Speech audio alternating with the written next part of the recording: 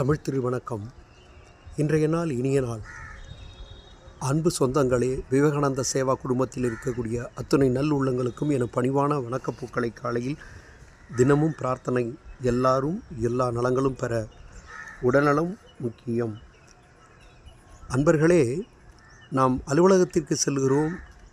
வயல் முதல் பெரும் பணிக்கு சென்றாலும் கூட முதல் நாளே நமக்கு என்ன வேலை என்று தெரியும். அந்த பொருட்களை எடுத்து வைக்க வேண்டும். இது யாரும் செய்யவில்லை என்று கூறவில்லை. செய்யாதவர்கள் இதை நினைவூட்டலாக ரீகால். வயலுக்கு செல்லவென்றால் என்ன கருவிகள், அதற்கு உணவு, இதையெல்லாம் நாம் தயார் செய்து கொள்ள வேண்டும். வீட்டில் நமக்கு எந்த இடர்பாடும் இருக்காது. 2, அலுவலகத்துக்கு செல்ல வேண்டுமென்றாலும் நாம் அதற்கான பொருள்களை எடுத்து வைக்க வேண்டும். பயணத் திட்டத்தை சரியாக இருக்க வேண்டும்.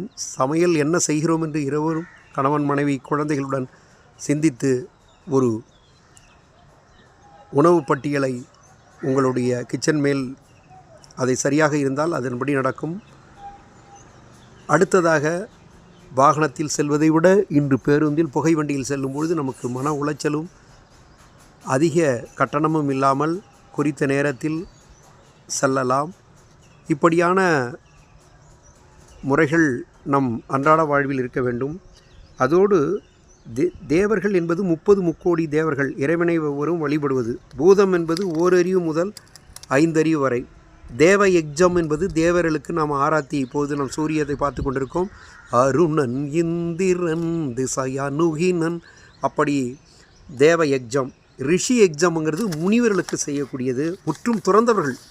ஏதோ காவி போடணும் அப்படிங்கிறது இல்லை. மனதால் முதலில் அதற்கு தான் சொல்லுவாங்க, முதலில் கல்வி கற்றவனை பிரம்மச்சாரி என்றும், வானப்பிரசவம் என்பது இல்லற கடமைகளை முடித்து துறவிக்கு செல்லக்கூடிய நிலைமை, சந்நியாசி என்பது துறவர நிலை. இதுதான் அந்த 3 நிலைகளையும் இது திருக்குறளில் 41ஆவதுல இல்வாழ்வான் என்பான் இயல்புடையான் என்பதில் நீங்கள் பார்க்கலாம். சமைத்த உணவை கூட இறைவனுக்கு நாம் படைத்துட்டு ஒருவருக்காவது அதை எடுத்து வைத்தோம் என்றால் அதுதான் எல்லோருக்கும் உகந்தது. நம் உடல் செரிமானமாகும். இதையே பகவத்கீதையிலே 3.13 அத்தியாயத்தில் நம்ம பார்க்கலாம். அப்படி செய்யலைன்னா அது பாவம், அது சாபம், அந்த உணவு என்று ஆகிறது. இப்படி ஒவ்வொன்றுமே ஜீவகாரண்யம் ஒழுக்கம் என்பது நம்ம வாடிய பயிரை கண்டபோதெல்லாம் வல்லார் என்றால் எந்த அளவுக்கு உயிர்கள் மேல் அவர்கள் கொண்ட அதனுடைய பாங்கினை பார்க்கலாம் என்பது இதன் மூலம் நமக்கு தெளிவாக ஆகிறது. அடுத்தத நர யக்ஜம் என்பது